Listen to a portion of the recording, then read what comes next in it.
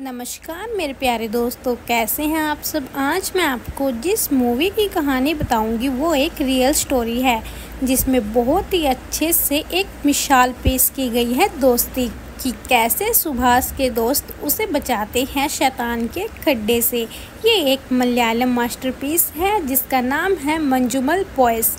तो कहानी की शुरुआत होती है एक ड्राइवर से, जो एक ढाबे पर खाना खाकर अपने हाथ साफ करता है। इसके बाद वो ढाबे के मालिक के पास जाता है। तभी उसकी नज़र वहाँ पड़े हुए न्यूज़पेपर की कटिंग पर पड़ती है, जिसे देखकर वो घबरा जाता है और साथ ही अपने गांव की तरफ निकल जाता है।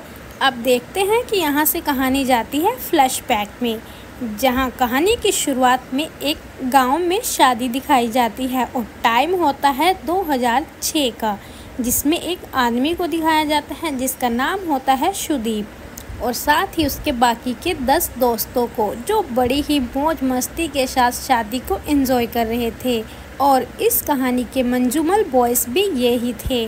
अब सुदीप को देखते हैं कि वो एक आदमी से मिलता है जिसका नाम है प्रसाद, जो उसके स्कूल का दोस्त था और बहुत टाइम प्रसाद सुदीप से मिला था।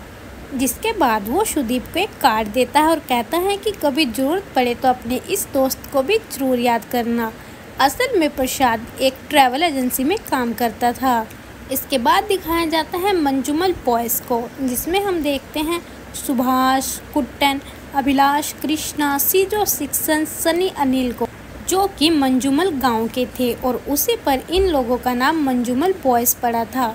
ये लोग बचपन से लेकर अब तक एक दूसरे के साथ थे और सब काम भी हमेशा एक दूसरे के साथ ही करते थे।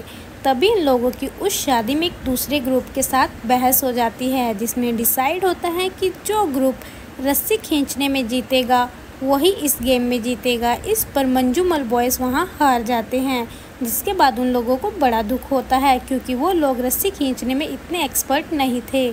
अब वो दूसरे ग्रुप को देखते हैं, जहाँ उनका एक दोस्त उन लोगों की फ़ोटोज़ दिखाता है।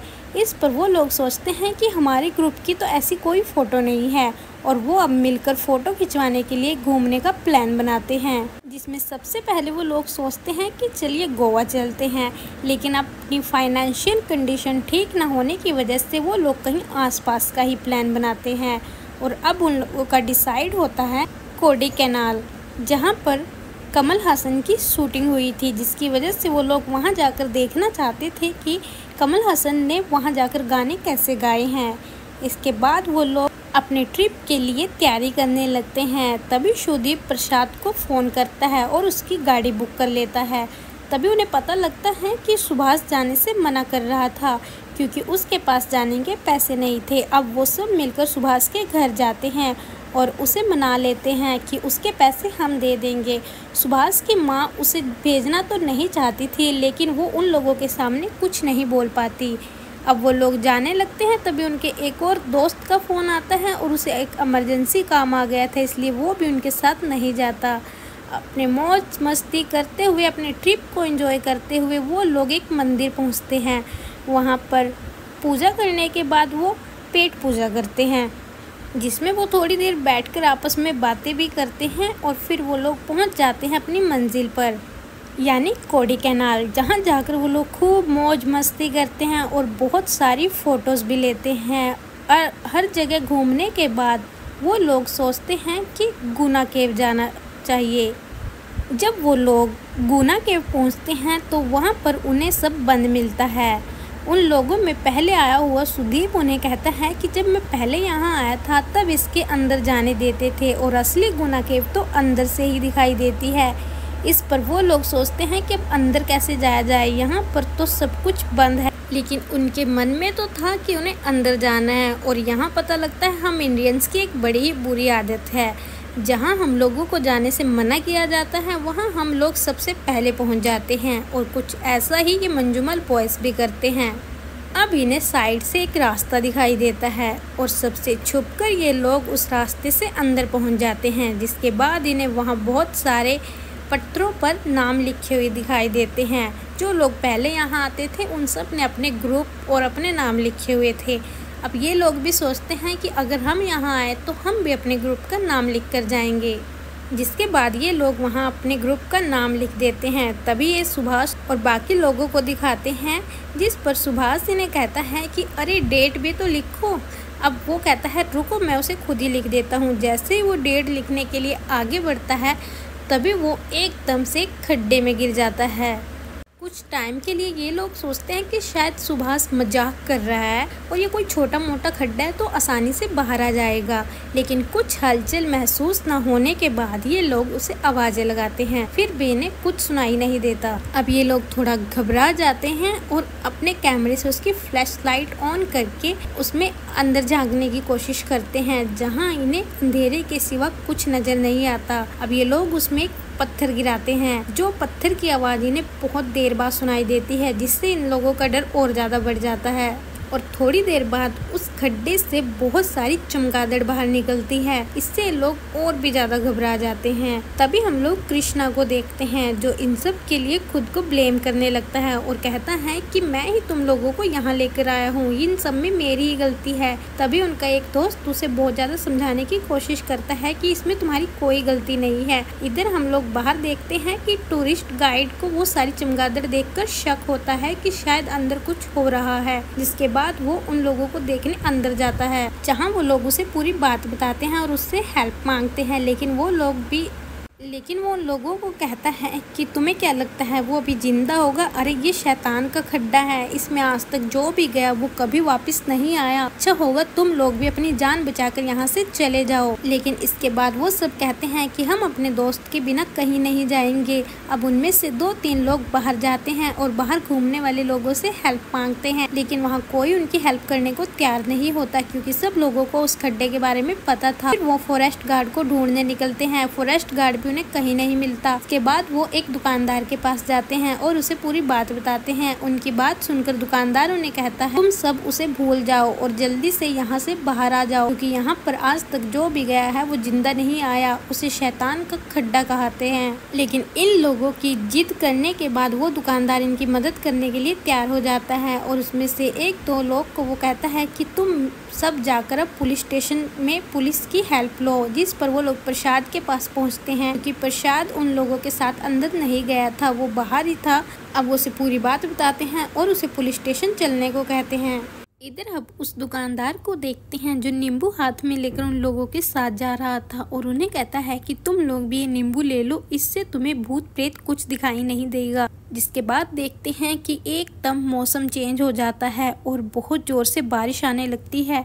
इधर उनके दोस्त जिक्सन और प्रसाद अब पुलिस स्टेशन पहुंचते हैं। वहां जाकर जब पूरी बात बताते हैं उन्हें आगे से डांट पड़ती है और ये सब सुनने को मिलता है कि तुम लोग वहां गए ही क्यों जब वहां जाना मना है। आगे उन्हें पुलिस वाला कहता है कि जो तुम्हारा दोस्त है अब वो वहां से वापस नहीं आएगा, क्योंकि वहां पर जो भी गया वो कभी नहीं आया, अब तक तो वो मर ही गया होगा। अब तुम सब उसे भूल जाओ और वहाँ से अपने घर चल जाओ। क्या तुम्हें नहीं पता कि उसे क्या कहते हैं? उसे डेविल किचन कहते हैं, मतलब शैतान की रसोई। जो भी वहाँ पर जाता है शैतान उसका खाना बनाकर खा जाता है। इधर देखते हैं कि यही बात वो दुकानदार भी उन सबको बताता है और कहता है ये नाम इसका अंग्रेजों ने रखा था, क्योंकि आज़ादी से पहले यहाँ पर 13 लोग गिर चुके थे जो फिर ऊपर वापस कभी नहीं आए। गुना केव इसका नाम कमल हसन की शूटिंग के बाद रखा गया। इधर पुलिस वाला कहता है कि इसकी गहराई का अंदाजा सिर्फ 900 फीट तक है। कहा जाता है कि ये 900 फीट गहरा खड्डा है जहाँ पर हवा रोशनी भी नहीं जा सकती, तो इंसान का वहाँ से जिंदा वापस आना तो बहुत दूर की बात है।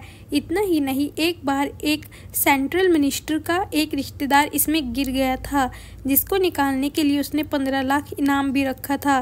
भी कोई उस खड्डे में नहीं गया था, क्योंकि सबको अपनी जान प्यारी है और सबको पता था कि वहाँ पर जो भी गया वो कभी वापस नहीं आया।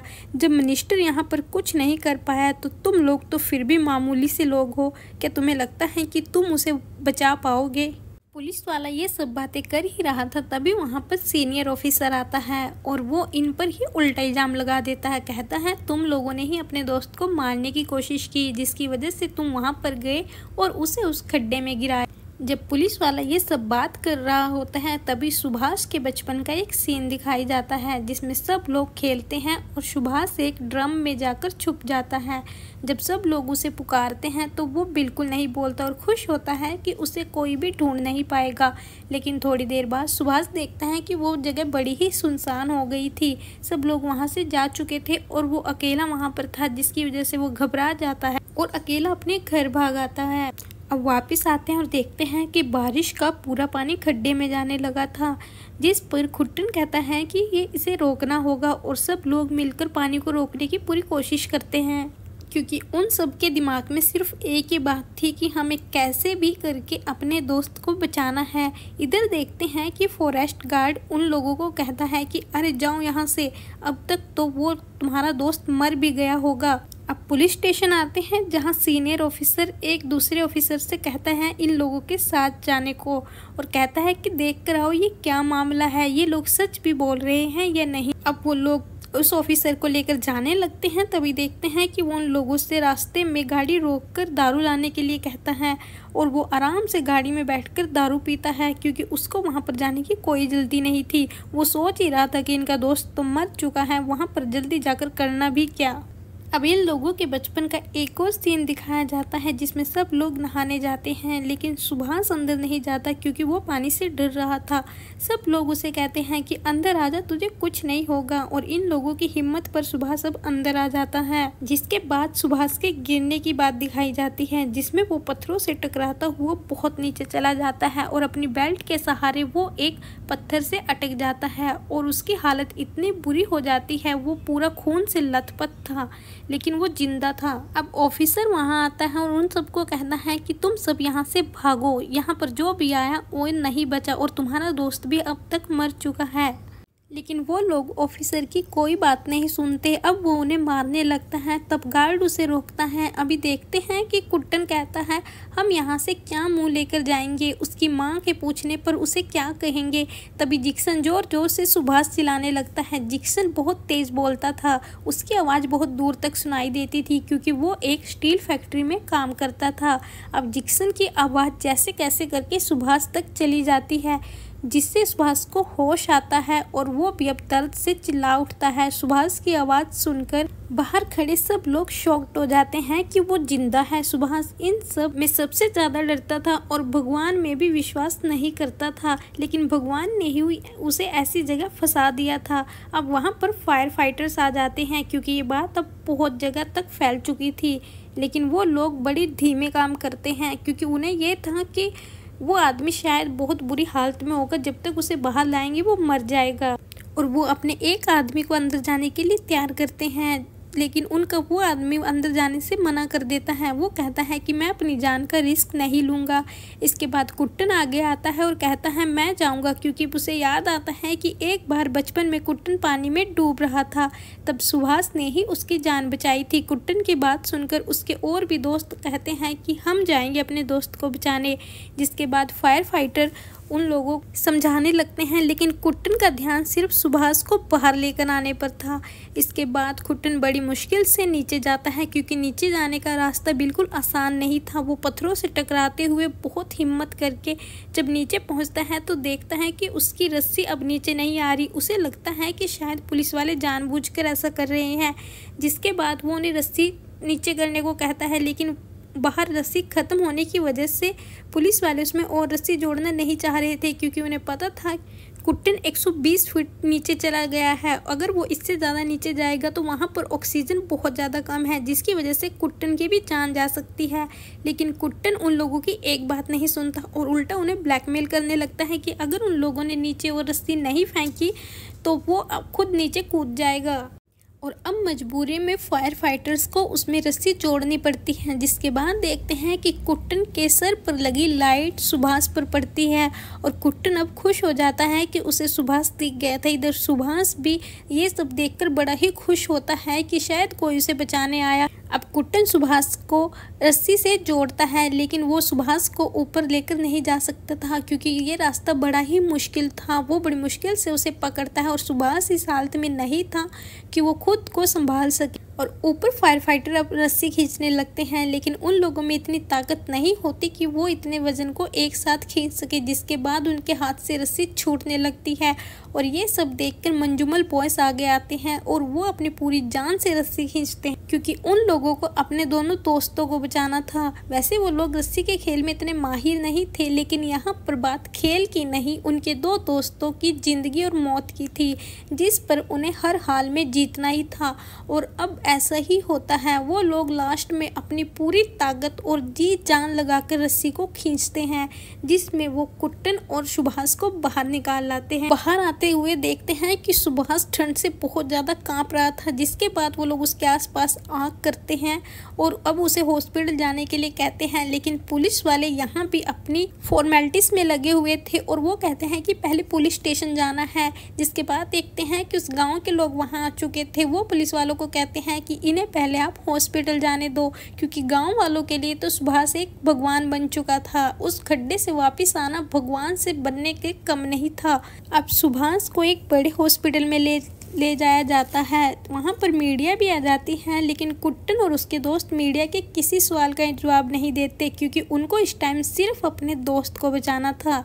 जिसके बाद देखते हैं कि हॉस्पिटल में पहुंचते ही सुभाष का इलाज शुरू हो जाता है। कुट्टन को भी पट्टी वगैरह की जाती है।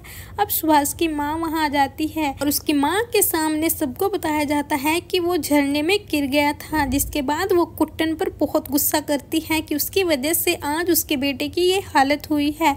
इसके बाद टाइम 2-3 महीने निकल जाता है, लेकिन सभी दोस्त आज तक भी उस हादसे को नहीं भूल पाए थे। सुभाष के लिए तो वो एक बुरा सपना था, जिसमें वो जब भी आंखें बंद करता हर टाइम उसे वही दिखाई देता था। इसकी वजह से उसकी नींद भी कम हो चुकी थी, उसने सोना ही बंद कर दिया था, क्योंकि वो जैसे ही आंखें बंद करता था उसके सामने वो मंजर दोबारा से आ खड़ा होता था। अब गाँव की वो जगह दिखाई जाती है जहाँ ये मंजूमल बॉयज पूरी मस्ती करते थे। वो जगह बिल्कुल सुनसान पड़ी थी, क्योंकि ये लोग तो अभी तक उस हादसे से बाहर ही नहीं आए, क्योंकि ये एक ऐसा हादसा था जिसके लिए इन लोगों का इससे उभर पाना थोड़ा मुश्किल था। अब चलते हैं कहानी के शुरू में, जहाँ हम ड्राइवर को देखते हैं कि वो ड्राइवर गाँव में क्यों आया था। तब पता लगता है कि वो उस गांव का ही एक आदमी था, जिसे वो पेपर कटिंग में पूरी सच्चाई मिलती है और वो गांव में आकर वो कटिंग सब लोगों को दिखाता है, जिससे सबको पता लगता है कि असली कहानी और सच क्या था। ये सब देखकर सुभाष की माँ काफ़ी अफसोस करती है और अब वो कुट्टन के घर जाती है, जहाँ जाकर वो उससे माफ़ी मांगती है। इसके बाद वो कुट्टन को बड़े प्यार से गले भी लगाती है और कहती है कि मुझे माफ़ कर दो बेटा, मैंने तुम्हें ही गलत समझा। इधर दिखाया जाता है कि गुना केव में अब उस खड्डे पर जाल लगा दिया गया था, जिसकी वजह से वो हमेशा के लिए बंद हो चुका है, क्योंकि अब उसमें कोई और ना गिर सके। अगर ये काम सरकार पहले ही कर देती तो शायद सुभाष भी उसमें ना गिर। उस खड्डे पर जाला पड़ते ही दोबारा से सीन दिखाया जाता है, जहाँ पर उस खड्डे से अब धुआं निकलता है। शायद इस धुएं की वजह से ही लोग उसे शैतान की किचन कहते थे। अब मूवी के लास्ट में असली मंजूमल बॉयज को दिखाया जाता है, उनकी पूरी फोटोज वगैरह दिखाई जाती है और साल 2008 में सीजू डेविड यानी कि कुट्टन को अपनी निस्वार्थ भावना के साथ अपनी जान का रिस्क डालकर सुभाष की जान बचाने के लिए जीवन रक्षक पदक दिया जाता है और इसी के साथ ही ये फिल्म खत्म हो जाती है।